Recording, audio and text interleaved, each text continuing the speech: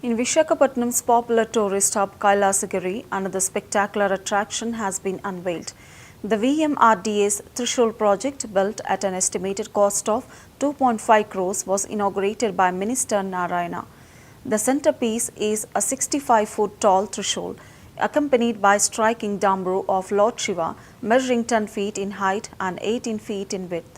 Crafted by skilled sculptors from Pune, the structure has been designed to withstand cyclones and strong coastal winds. Special LED lighting inside the Trishul ensures it dazzles both day and night, visible from across the city. Officials believe this new addition, alongside the existing Shiva Parvati statues, will significantly boost tourist footfall at Kailasagiri.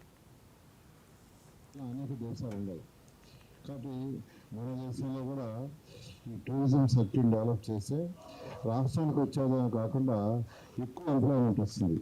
ఎక్కువ employment tourism వల్ల వస్తుంది.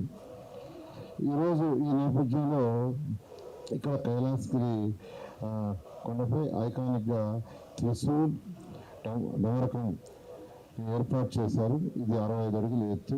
చాలా చక్కగా ఏర్పాటు చేసిన VMRD చైర్పర్సన్కి, కమిషనర్కి, అధికారులందరూ నేను ప్రత్యేకంగా అభినందిస్తున్నాను.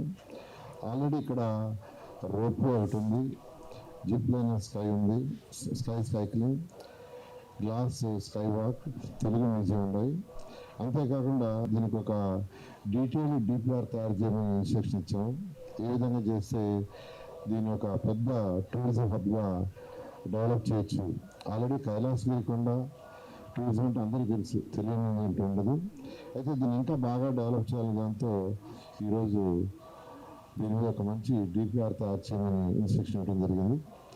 ఈరోజు VMRD విశాఖపట్నంలో అనేక వర్క్స్ని టేకప్ చేసింది. వాటిలో ముఖ్యంగా ఇప్పుడు యాక్చువల్గా బొమ్మాల సత్యనారాయణ గారు చెప్పారు, ట్రాఫిక్ జామ్స్ అవుతుంది. ట్రాఫిక్ జామ్స్ కాకుండా కొన్ని రోడ్స్ వైడన్ చేయమని అడిగారు. ఈ ట్రాఫిక్ సమస్య అనేది ప్రపంచంలో అన్ని దేశాల్లో ఉంది.